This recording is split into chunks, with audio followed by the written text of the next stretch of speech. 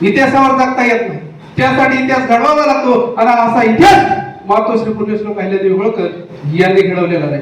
भारताचा इतिहास हा कर्तृत्ववान पराक्रमी स्त्रियांचा इतिहास आहे. ज्यावेळेस शत्रूचे आक्रमण होत होते त्याला थोपवण्याचं ज्या मातेने आपले पुत्र छत्रपती शिवराय या स्वराज्याला दिले आणि ते स्वप्न डोळ्यासमोर ठेवलं आणि ते स्वप्न पूर्ण केलं, अशा या राष्ट्रमाता राजमाता माता जिजाऊ यांचा हा महाराष्ट्र.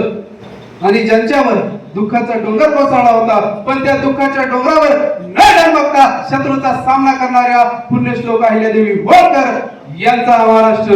आणि महाराष्ट्रातील आपण सर्व अहिल्यादेवींसाठी माणूस होतो. एका जोरदार घोषणा झाली पाहिजे बरं का. पुण्यश्लोक अहिल्यादेवी होळकरांचा. नंतर समोसे आहेत ना, समोसेतील वेळ जरा आवाज आला पाहिजे. परत एकदा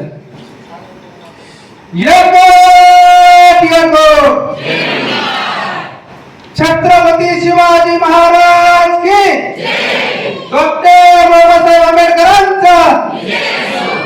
आता थोडं बरं वाटलं का नाही? आता शिकायला आता व्याख्यानाला कुठेतरी सुरुवात झाली असं वाटेल. बरोबर आहे. अशा गोष्टी तो कार्यक्रमात कसे बघा काय वाजवली का, जेणेकरून बोलणाऱ्याला थोडं काही प्रोत्साहित होतं.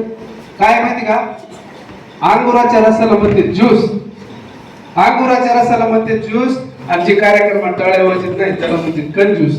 तर कंजूस मला काय करू नका, जर आपण टाळ्या वाजू शकतो.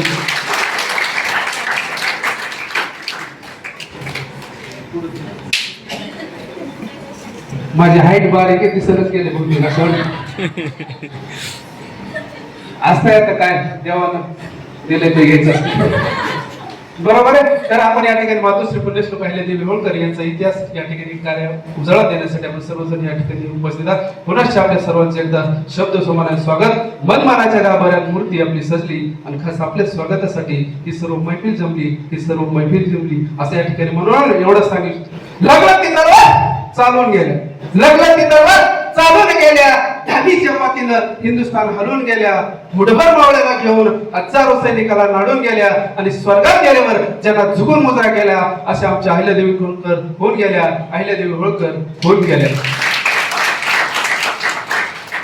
काही जण टाळे वाजवू का नको, इकडचं बघून तिकडचं असं तर नाही. काय टाळे वाजवल्याचे 2 मिनिटात फायदे सांगून सुरुवात करू का. टाळे वाजवलं काय होते बघा, एक हाताचा दुसऱ्या हातावर पडतो. बरोबर.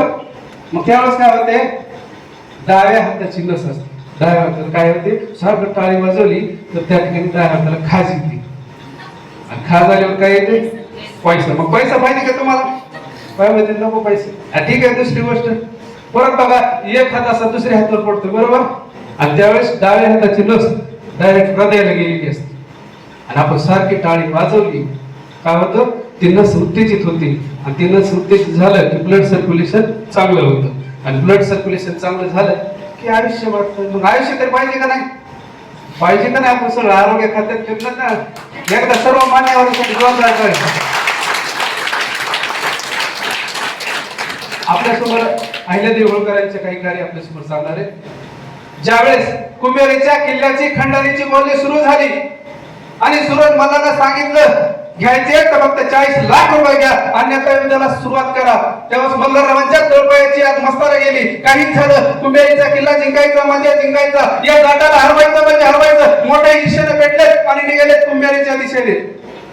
आणि बघता बघता कुंभेरीच्या किल्ल्यावर आले. किल्ल्याला वेढा दिला, त्या ठिकाणी मोर्चे लावण्यात आले. पण सूरज मल्लालाही माहित होतं हा किल्ला शत्रूला जिंकणे शक्य नाहीये, कारण किल्ल्याभोवती नुसती रेती आणि रेतीच पसरलेली. काय करावं कसं करावं कळत नव्हतं, कारण खाली पाहिलं काय होतं, रेती होती. आणि बघता बघता युद्धाची घोषणा सुरू झाली. हत्तीवर